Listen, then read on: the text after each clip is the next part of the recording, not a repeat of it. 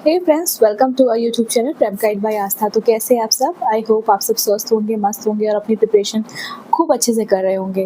क्योंकि last video में मेरे पास बहुत सारे कमेंट आ रहे थे और बहुत सारे बच्चे कंफ्यूज थे कि मैम आप प्रिपरेशन कैसे करें, मोटिवेशन नहीं आ रहा है या टीआरई 4 कब आएगा, ऐसा कोई भी नोटिफिकेशन देखने को नहीं मिल रहा है।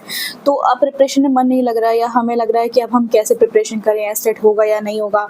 इस तरह के बहुत सारे कमेंट मुझे देखने को मिले थे। तो मुझे लगा कि आप जो एस्पिरेंट्स हैं वो बहुत ज़्यादा कंफ्यूज़ हैं और ऑब्वियस सी बात है कि अगर हम किसी चीज़ की तैयारी करते हैं और हमें उससे रिलेटेड कोई न्यूज़ नहीं मिलती है या हमें कोई अपडेट नहीं मिलती है, तो हमें कहीं न कहीं बहुत कन्फ्यूज़न होता है और उस तरह से पढ़ाई में मन नहीं भी लगता है। तो ये स्वाभाविक है, आपके और मेरे सभी के साथ ऐसा होता है, क्योंकि मेरे एग्ज़ाम में भी मेरे साथ बहुत सारी ऐसी हर कोई जब भी आगे बढ़ना चाहता है तो उसके साथ कोई ना कोई ऐसा इंसिडेंट होने लगता है कि कहीं न कहीं वो अपने आप को लो फ़ील करने लगता है या उस तरह से मोटिवेटेड नहीं रहता है पढ़ाई के लिए, या फिर अगर जब तक आपकी कोई भी नोटिफ़िकेशन देखने को नहीं मिलती है तो आपकी पढ़ाई उस तरह से नहीं हो पाती है। तो ये बात मैं समझती हूँ। तो मैं आपको बताना चाहूँगी कि जैसे कि यूट्यूब पे बहुत सारी इन्फॉर्मेशन आ रही है कि टीआरई 4 कब होगा, अभी होगा या दिसंबर में होगा या कब होगा। तो मेरा ये मानना है कि जैसे कि अभी तक कोई भी ऐसा फाइनली नोटिफ़िकेशन नहीं देखने को मिला या कोई भी ऐसी अपडेट देखने को नहीं मिली है।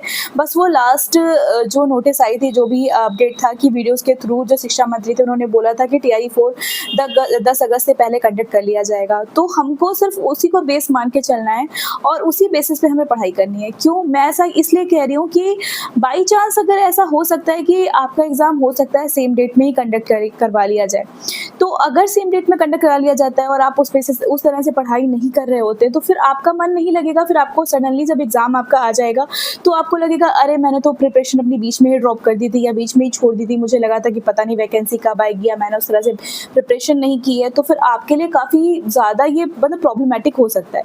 तो मेरा ये मानना है कि आप 10 अगस्त को ही अपना टारगेट रख के चलिए। अगर थोड़ा-सा भी डेट एक्सटेंड हो भी जाती है, तो उसमें आपके लिए कोई बड़े कोई दिक्कत की बात नहीं है। आप उसको थोड़ा-सा और टाइम मिल जाएगा आपको प्रिपरेशन के लिए, बट ये मान के चलिए कि टीआरई 4 तो होना ही होना है।